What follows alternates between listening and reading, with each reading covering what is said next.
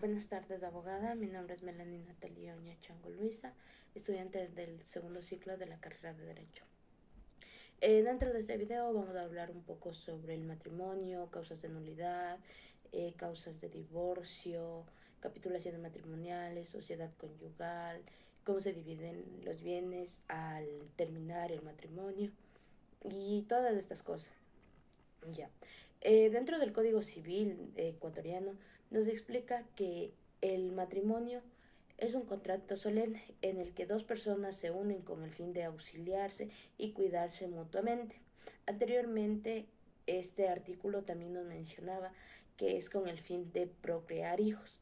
Pero con las nuevas actualizaciones nos dejan claro que solo es con el fin de auxiliarse y cuidarse mutuamente, por el hecho de que también existen parejas homoparentales que deciden casarse. Dentro del matrimonio existen causas de nulidad y causas de divorcio, que son cosas muy distintas.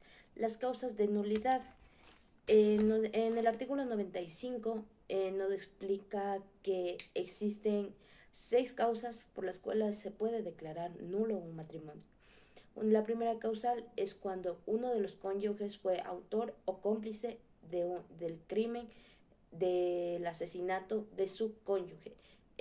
Para poner un ejemplo, vamos a decir que yo estuve casada en algún momento, pero yo asesiné a mi cónyuge y contraje nuevas nupcias. Mi nuevo cónyuge, al enterarse de que yo fui la autora de ese crimen, él puede solicitar la nulidad de ese matrimonio. El segundo numeral nos menciona que también es causa de nulidad cuando se ha contraído matrimonio con una persona menor a 18 años. También es una causa de nulidad la persona ligada a un vínculo, que esté aún ligada a un vínculo matrimonial. También la persona con discapacidad intelectual que le prive de dar su consentimiento y voluntad. Los parientes consanguíneos en línea recta, abuelos, padres, hijos, nietos, y los parientes consanguíneos en segundo grado de línea colateral. Estos nos explica también en el artículo 96 que además de estos existen también otras causas de nulidad dentro del matrimonio. En el artículo 96 nos menciona que también es causa de nulidad cuando existe un error en la identidad de uno de los cónyuges. Nos vuelve a recalcar el Código Civil que una persona con discapacidad intelectual que contrajo matrimonio puede también ser una causa de nulidad. También otra, cuando el matrimonio es un matrimonio servil. ¿Qué quiere decir con esto? Que a más de parecer un matrimonio, uno de los cónyuges está en constante servicio, es, por así decirlo, una empleada o un empleado del cónyuge. Otra causa de nulidad es las amenazas graves y serias hacia el cónyuge que cause temor y que no pueda resistirse ante estas. Dentro del artículo 95, estos también son llamados impedimentos dirimentes y los del artículo 96 son llamados impedimentos impidientes. También en el artículo siguiente nos explica que existen numerales dentro del artículo 96 que pueden ser subsanados. Un ejemplo de esto es cuando la persona se declaró nulidad del matrimonio porque la persona es menor de 18 años. La persona al cumplir los 18 años, la mayoría de edad, puede volver a casarse. Eso quiere decir que la causa fue subsanada. Así también nos explica que existen numerales dentro de este mismo artículo que son prescritos, pero también existen numerales que no son prescritos, así como el artículo 1, 3, 5 y 6.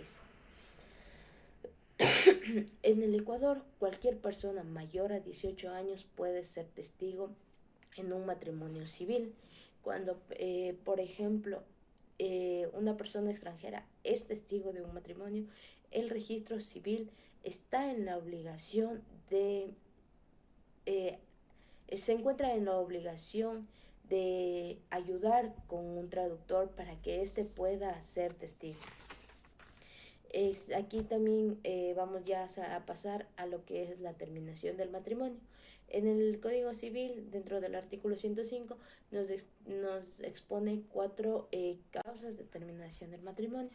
La primera es por muerte de uno de los cónyuges, por sentencia ejecutoriada que declare nulo el matrimonio, como lo que ya vimos anteriormente, por sentencia ejecutoriada que conceda la posesión definitiva de los bienes. Esto en respecto cuando se declara la muerte, cuando hacemos la presunción de muerte por desaparición. Y la última y la más común, por divorcio. Asimismo, nos explica que existen 2 tipos de divorcio: el divorcio voluntario y el divorcio por causal.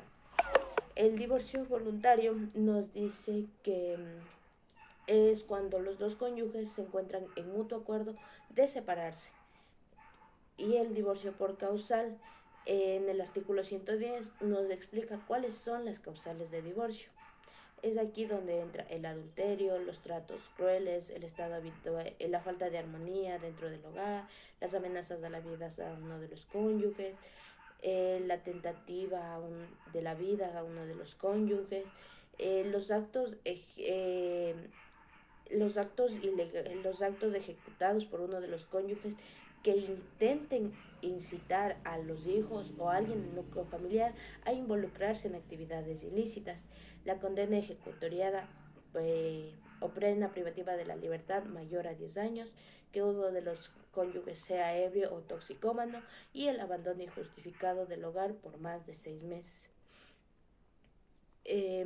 Posteriormente a esto nos explica que cuando se realiza el divorcio, el cónyuge que no tenga lo suficiente para subsistir tiene el derecho a una quinta parte de los bienes de su cónyuge, siempre y cuando éste no haya sido quien provocó el divorcio. Al terminarse el matrimonio, en el divorcio, también se termina la sociedad conyugal, lo que se creó al principio con el matrimonio. Al terminarse también el matrimonio, los 2 cónyuges entran en un mutuo acuerdo en caso de tener hijos, cómo se va a dividir la visita a los hijos, quién va a mantener la patria potestad y todo esto.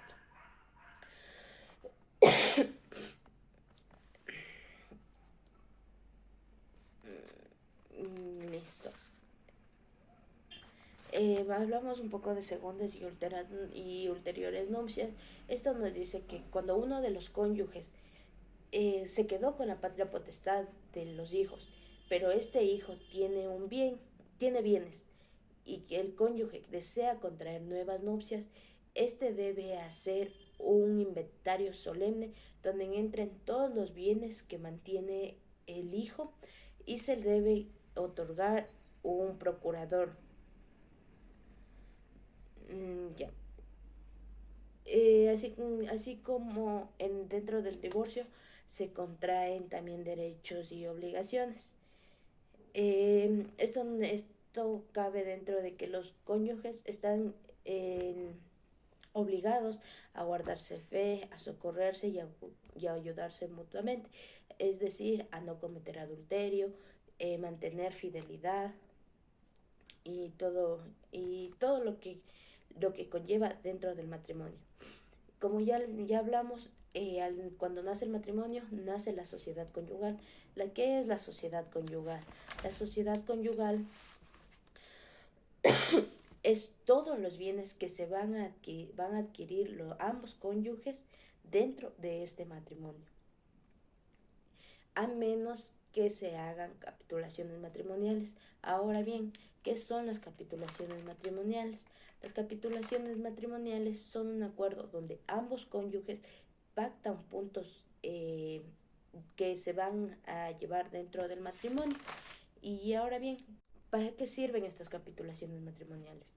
Estas capitulaciones matrimoniales sirven para que los bienes que no entren dentro de la sociedad conyugal lo hagan y los bienes que no entran en la sociedad conyugal sí. O sea, si sí entran, no lo hagan, si no entran, sí lo hagan.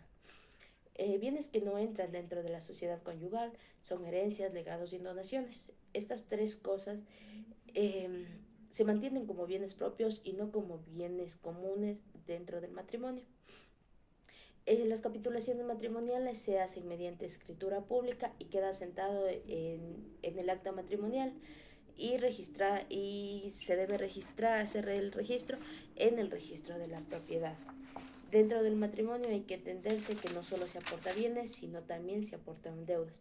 Al divorciarse, el cónyuge que renuncia a la deuda, no solo renuncia a la deuda, sino también renuncia al bien que se adquirió.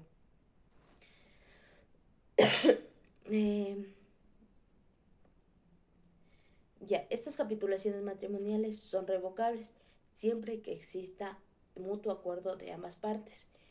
Se me olvidó mencionar que las capitulaciones matrimoniales es lo único que se puede hacer antes del matrimonio, durante el matrimonio y se pueden modificar siempre con mutuo acuerdo de ambas partes. Dentro de esto existe haberes y cargas. Los haberes son los salarios, los frutos, créditos y pensiones. Hay que entender que existen dos tipos de frutos, los frutos naturales y los frutos civiles. Los frutos civiles son los créditos, arriendos, cobranzas de estos arriendos. El dinero que se cobra de estos arriendos entra a formar parte de la sociedad conyugal, pero se deben devengar dentro del mismo matrimonio. También entra a formar parte el dinero que se aporta a la sociedad conyugal, cosas fungibles, o sea que se acaban al primer uso, como por ejemplo los alimentos. Existen así también dentro de esto los bienes muebles. Aquí entran los bienes adquiridos por cualquiera de ambos cónyuges. Aquí entra un poco sobre la unión de hecho, porque es lo único donde nace la sociedad de bienes, muy por el contrario del matrimonio que nace la sociedad conyugal. Existen también pasivos dentro de la sociedad conyugal, como lo son las pensiones de intereses, deudas y obligaciones, que lo estipula el artículo 147. Un ejemplo de este es que cualquiera de los cónyuges tiene un hijo que debe pasar pensión. El dinero para pagar esa pensión sale de la sociedad conyugal, pero este dinero debe ser remunerado. También deudas personales, reparaciones y cargas. Dentro de la sociedad conyugal existe la administración ordinaria y la administración extraordinaria.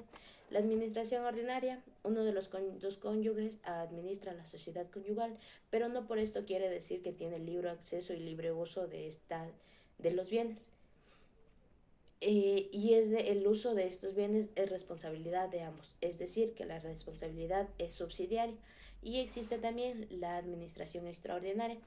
Esto sucede cuando uno de los dos cónyuges se encuentra en interdicción. Interdicción, esto quiere decir que no puede administrar bienes.